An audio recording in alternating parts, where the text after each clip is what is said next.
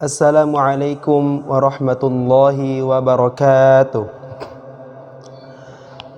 Alhamdulillahi ghaffarudz dzunub wa sattarul uyub wa kasyaful qurub, allamul ghuyub, ya'lamu kha'inatil a'yuni wa ma tukhfil qulub. Ashhadu an la ilaha illallah wahdahu la syarika lah wa ashhadu anna Muhammadan abduhu wa rasuluh. Allahumma inna na'udzubika min ilmin la yanfa' wa min qalbin la yakhsha' wa min nafsin la tashba' wa min da'watin la yustajabu laha. Allahumma inna nas'aluka al-ikhlasa fil qawli wal amal. Allahumma inna nas'aluka al-ikhlasa fil qawli wal amal. Allahumma inna nas'aluka al-ikhlasa fil qawli wal amal. Allahumma amin. Amma ba'd. Segala puji dan bentuk terima kasih senantiasa kita ucapkan, kita renungkan di dalam hati kita ucapkan dalam hati kita atau secara langsung lewat lisan kita, mengucapkan lafaz alhamdulillah sebagai bukti terkecil kesyukuran kita kepada Allah Subhanahu wa taala setelah menggunakan nikmat-nikmat yang Allah berikan ini untuk beribadah kepadanya. Mensyukuri nikmat Allah Subhanahu wa taala lewat lisan atau lewat hati atau lewat gerakan tubuh kita. Ketahuilah jamaah sekalian, bagaimana pentingnya mensyukuri nikmat Allah Subhanahu wa taala ini. Perlu kita ketahui bahwasanya ternyata di antara semua cara-cara syaitan, iblis, jin dan sebagainya untuk menggoda manusia, menyesatkan manusia, hanya ada satu tujuan besarnya untuk menyesatkan manusia ini, yakni bagaimana cara mereka untuk mengantarkan umat manusia ini, ciptaan Allah ini, menuju kepada umat-umat yang kufur, yang tidak pernah tahu lagi nikmat Tuhannya. Ini seperti yang difirmankan Allah Subhanahu wa taala di dalam Quran surah ke-7 Al-A'raf. A'udzu billahi minasyaitonir rajim. Tsumma la'atiyannahum min baini aydihim wa min khalfihim wa an aymanihim wa an syama'ilihim wa la tajidu aktsarahum syakirin. Lalu kami syaitan akan mendatangi mereka hamba-hambamu wahai Allah, wahai Rabb kami, karena engkau telah menyesatkan kami, maka akan kami datangi mereka dari depan mereka, dari belakang mereka, dari kiri dan kanan mereka. Untuk apa? Wala tajidu aktsarahum syakirin. Kami akan menyesatkan mereka sampai engkau tidak mendapati mereka lagi tidak mendapati sebagian dari mereka yang bersyukur. Artinya sedikit sekali yang bersyukur. Dan ini juga memberikan pemahaman kepada kita bahwasanya orang yang kufur adalah orang yang telah disesatkan oleh syaitan, dan itulah tujuan utamanya. Oleh karena itu, mari kita senantiasa mensyukuri nikmat Allah Subhanahu wa taala. Salam serta salawat senantiasa kita curahkan, kita limpahkan, dan semoga selalu menjadi zikir prioritas kita kepada junjungan kita, Nabi besar pemimpin umat Islam, Muhammad sallallahu alaihi wasallam. Beliaulah yang telah berjuang mati-matian untuk kita semua umatnya. Beliau telah berjuang keras untuk kita semua umatnya. Beliau telah memberantas kaum kafir Quraisy pada masanya, sehingga supaya kita bisa aman, nyaman beribadah kepada Allah Subhanahu wa taala di zaman yang akan datang, yakni di zaman sekarang. Oleh sebab itu, sangat benarlah, sangat sesuailah jikalau Rasulullah SAW pernah bersabda, al-bakhilu man dzukirtu 'indahu wa lam yusalli ilayya. Orang yang paling kikir itu adalah orang yang ketika mendengar namaku disebut di sisinya dan tidak bersalawat kepadaku. Jamaah yang insyaallah dimuliakan rahmatullah subhanahu wa ta'ala, renungan singkat kita pada kesempatan kali ini ialah salat sebagai kewajiban dan kebutuhan kita. Ketahuilah jamaah sekalian bahwasanya agama Islam ini, agama Islam turun dengan segala syariat-syariatnya. Agama Islam dipenuhi dengan syariat-syariat.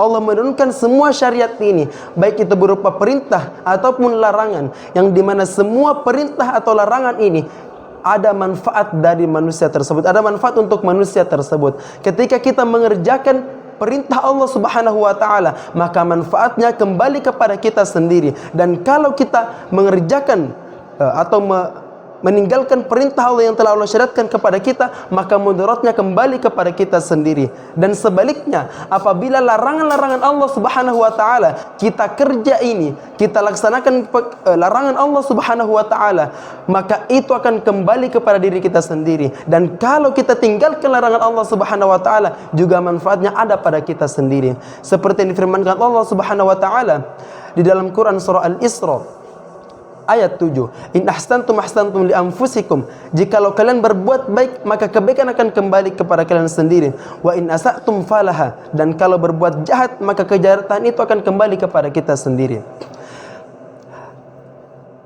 Perlu kita ketahui bahwasanya di antara semua syariat Allah Subhanahu wa taala yang telah Allah turunkan kepada kita semua, ada satu syariat, ada satu perintah Allah Subhanahu wa taala yang menjadi kunci dari segala syariat-syariat Allah Subhanahu wa taala, di mana mengerjakannya merupakan amalan terpokok, amalan yang paling pokok, dan meninggalkannya adalah sebuah pelanggaran terbesar.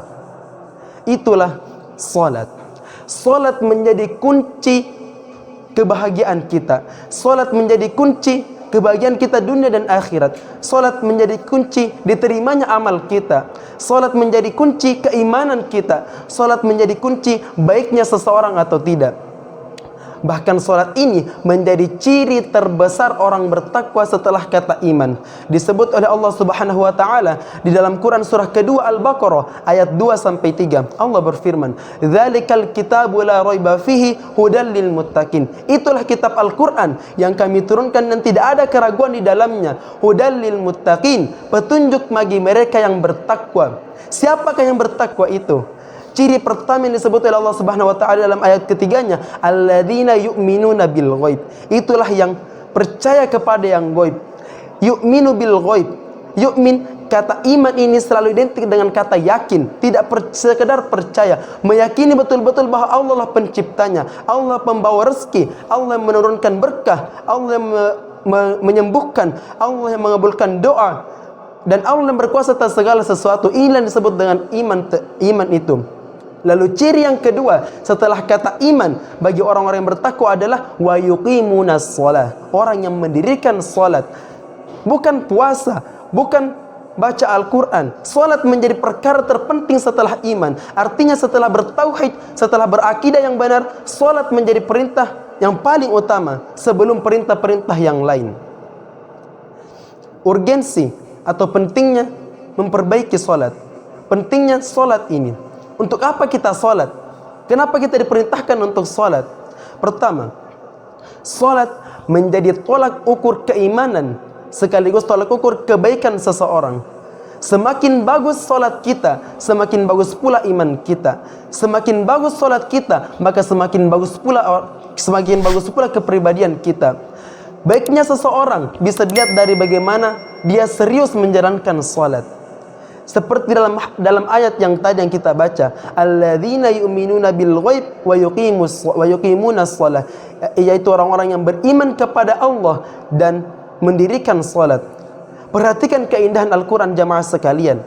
Ulama tafsir menjelaskan bahwasanya setiap informasi-informasi yang Allah sampaikan yang didahului dengan kata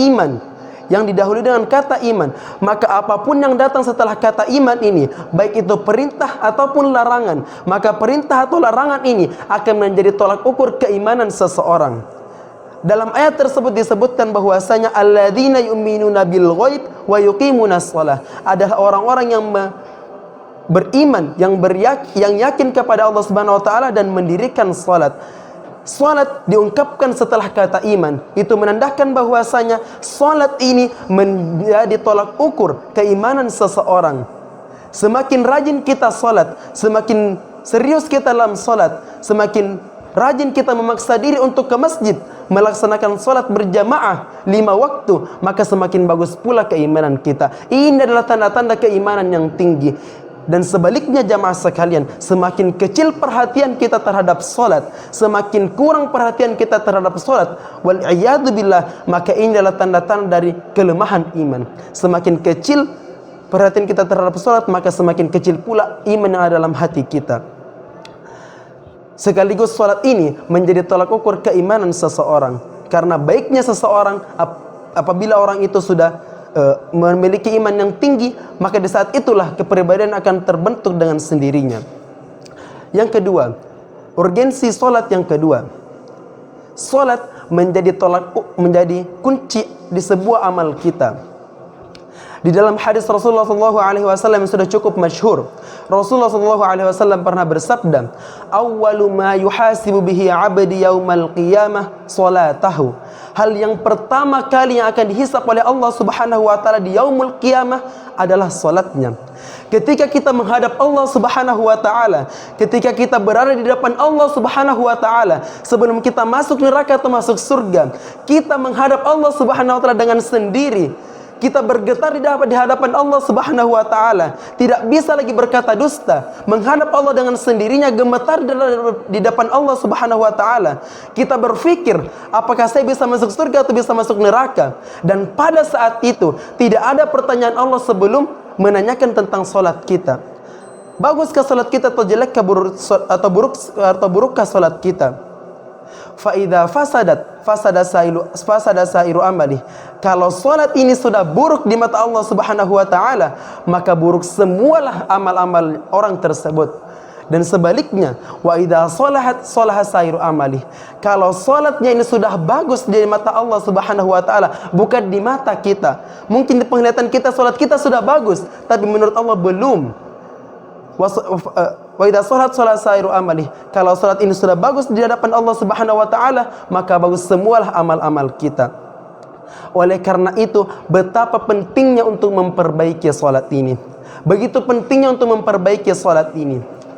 Di antara ilmu-ilmu yang harus kita pelajari, ilmu salat menjadi ilmu prioritas kita. Memperbaiki salat kita, memperbanyak ilmu kita tentang salat, menambah ilmu kita tentang salat, rajin membuka video tentang salat, yang mengkaji tentang salat, mengikuti pengajian tentang salat, membaca buku tentang salat, karena ini adalah pertanggungjawaban kita di hadapan Allah Subhanahu wa taala. Ini menjadi afdalul amr, menjadi perkara yang paling penting. Lalu yang ketiga, urgensi yang ketiga, kenapa kita harus memperbaiki salat?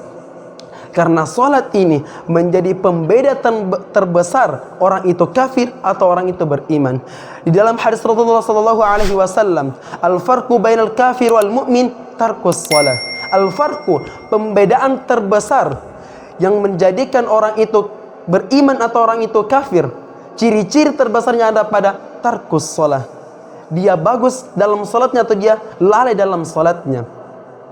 Orang yang bagus salatnya, orang yang betul-betul beriman. Dan orang yang buruk salatnya, bahkan bisa dikatakan hampir-hampir tidak ada iman dalam hatinya.